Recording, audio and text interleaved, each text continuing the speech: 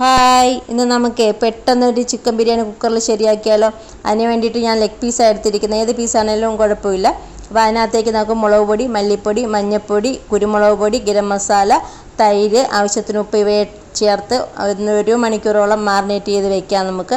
അതിനുശേഷം കുക്കറെടുത്ത് അതിനകത്തേക്ക് 1 സ്പൂൺ നെയ്യും വെളിച്ചെണ്ണയും കൂടെ ഒഴിച്ചതിന് ശേഷം അതിനകത്തേക്ക് പട്ട, ഗ്രാമ്പു, ഏലക്ക ഇവ ചേർത്തൊന്ന് ചൂടായി വരുമ്പോഴത്തേക്കും നമുക്ക് അതിനകത്തേക്ക് അരിഞ്ഞു വെച്ചിരിക്കുന്ന സവാള ചേർത്തൊരു ഗോൾഡൻ കളറായി കഴിയുമ്പോഴത്തേക്കും അതിനകത്തേക്ക് ചതച്ച് വെച്ചിരിക്കുന്ന ഇഞ്ചി, പച്ചമുളക്, വെളുത്തുള്ളി ഇവയിട്ട് ഒന്നുകൂടെ ഒന്ന് മൂപ്പിച്ചെടുക്കാം.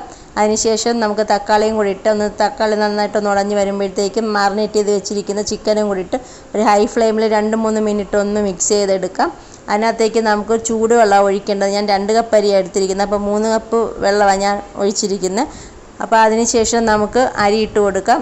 അരി ഇട്ടതിന് ശേഷം അതിനകത്തേക്ക് ആവശ്യത്തിന് ഉപ്പും പിന്നെ മല്ലിയില, പുതിനയില ഇവയെല്ലാം കൂടി 1 കപ്പാണ് ഞാൻ എടുത്തിരിക്കുന്നത്. എന്നിട്ട് ഒരു നാരങ്ങയുടെ നീരും കൂടെ ചേർത്ത് നമുക്ക് കുക്കർ അടച്ച് വെച്ച് ഒരു ഹൈ ഫ്ലെയിമിൽ 2 വിസിൽ. അപ്പോഴത്തേക്ക് നമുക്ക് നന്നായിട്ട് നമ്മുടെ ചിക്കൻ ബിരിയാണി റെഡിയായി കിട്ടും. ഈ റെസിപ്പി ഞാൻ കുറച്ച് നാളിന് മുമ്പ് ഒരു വീഡിയോ കണ്ട് ട്രൈ ചെയ്ത് നോക്കി എനിക്ക് ഇഷ്ടപ്പെട്ടതാണ്.